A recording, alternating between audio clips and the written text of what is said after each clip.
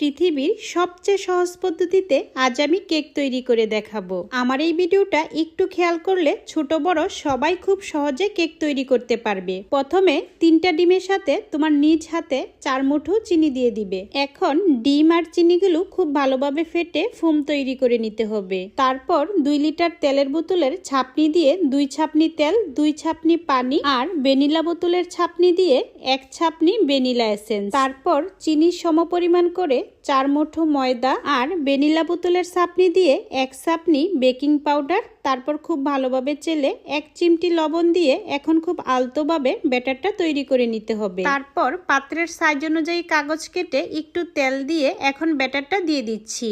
তারপর 5-7 মিনিট আগে থেকে গরম করা পাত্রে বসিয়ে চুলার তাপটা কমিয়ে কেকটা তৈরি করে নিয়েছি। দেখো কেকটা কতটা সফট হয়েছে, খেতেও কিন্তু বেশ মজা ছিল।